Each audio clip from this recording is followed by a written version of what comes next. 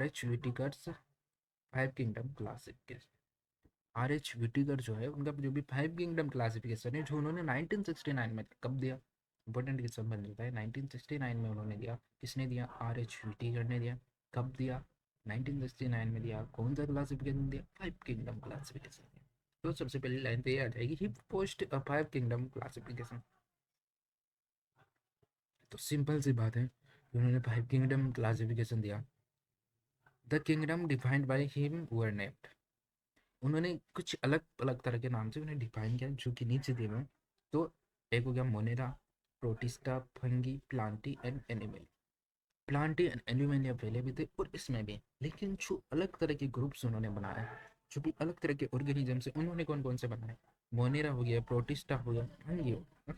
तो यहाँ पर देखें, a three domain system has also been proposed that divides kingdom Monera into two domains. उन्होंने थ्री डोमेन सिस्टम भी प्रपोज किया जो किंगडम मोनेरा है ना उसको दो डोमेन में डिवाइड करता है, जो कि leaving the remaining eukaryotes kingdom and the third domain a six kingdom classification you will learn about in higher class. मतलब उन्होंने जो भी थ्री डोमेन सिस्टम है उसको आगे डिवाइड किया, मोनेरा को टू में डिवाइड किया, leaving the remaining eukaryotes kingdoms and the third domain. तो इनके बारे में आप स्टडी कर लेते, लेकिन अभी अपन वापिस यहाँ पर आते हैं। उन्होंने 5 किंगडम कौन से दिए? Monera, protista, fungi, Plantae and animal. जो भी 5 क्राइटेरिया, जो भी क्राइटेरिया उन्होंने बेसिस किए वो है क्या है? एक तो सेल स्ट्रक्चर।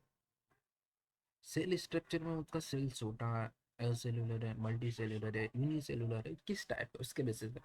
एक बॉडी ऑर्गेनाइजेशन, उनका बॉडी सिंगल ऑर्गन है, मल्टी ऑर्गन है, उस टाइप से। मोड ऑफ न्यूट्रिशन, न्यूट्रिशन का तरीका क्या है, सेम तरीके वाले जानवरों के इसमें ऑर्गेनिजम्स को एक तरह प्रकार उनके रिप्रोडक्शन के आधार पर उनको डिवाइड किया, और फाइलोजेनेटिक रिलेशनशिप के रूप में भी उन्होंने डिवाइड किया।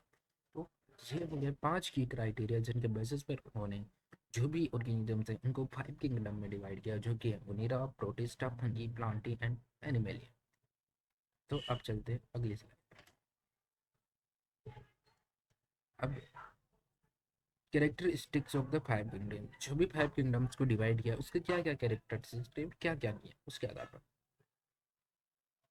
पहले सेल टाइप, उन्होंने सेल टाइप के रूप में डिवाइड किया। तो मोनेरा में कौन सा सेल टाइप है? प्रोकैरियोटिक।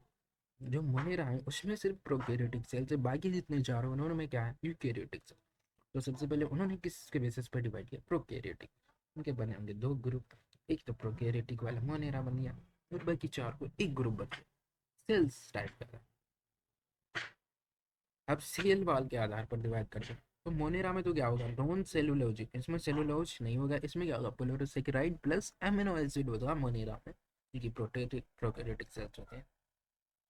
सेल वॉल प्रोटिस्टा में प्रेजेंट इन सब, यहाँ तो सभी में प्रेजेंट ही नहीं, कुछ में होंगे, प्रोटिस्टा में कुछ में सेल वॉल प्रेजेंट होंगे, और फंगी में काइटिन के साथ होगी, और प्रेजेंट प्लांटी में सेलुलोज के साथ होगी। एनिमिलिया में क्या होगी? एब्सेंट होगी। जो भी एनिमल है, एनिमल्स जो होते हैं एक्चुअली उसमें क्या होता है? सेल वॉल एब्सेंट होती है। प्लांट्स में होती है, लेकिन किसके बनी होती है? सेलुलोज की बनी होती है।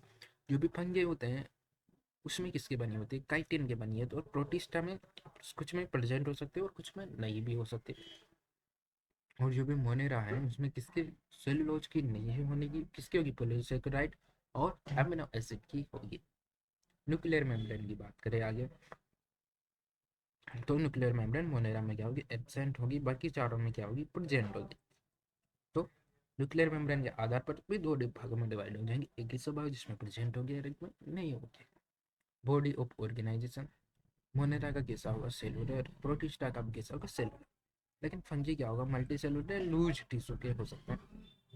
प्लांट में टिश्यू और ऑर्गन सिस्टम होगा, और एनिमेलिया में क्या होगा? टिश्यू, ऑर्गन और ऑर्गन सिस्टम होगा, है लाइक ह्यूमन बॉडी। एनिमेलिया में जो ह्यूमन बॉडी होते हैं पर एनिमेलिया में। मोड ऑफ न्यूट्रिशन क्या हो सकते हैं? ऑटोट्रोपिक हो सकती है जो स्वयं भोजन बनाते हैं, हेटेरोट्रोपिक जो दूसरे पर डिपेंड रहते हैं, जो कीमो सिंथेटिक एंड फोटोसिंथेटिक हो सकते हैं, एंड सेप्रोफिटिक और पैरासिटिक हो सकते हैं हेटेरोट्रोपिक में। ये भी क्या हो सकते हैं? ऑटोट्रोपिक और हेटेरोट्रोपिक। प्रोटिस्टा हो सकता है। जो फंगी होंगे वो क्या होंगे? हेटेरोट्रोपिक होगी, मतलब ओवर डिपेंडेंट होगी अन्य ऑर्गेनिजम्स पर। प्लांटी ऑटोट्रोपिक होगी क्योंकि ये क्या करेंगे? फोटो सिंथेटिक करेंगे। हेटेरोट्रोपिक होंगे, होलोजोइक, हेटेरोट्रोपिक में होलोजोइक या सेप्रोफिटिक हो गए, मतलब एक्चुअली जो एनिमल्स होते हैं वो दूसरों पर ही डिपेंड होते हैं।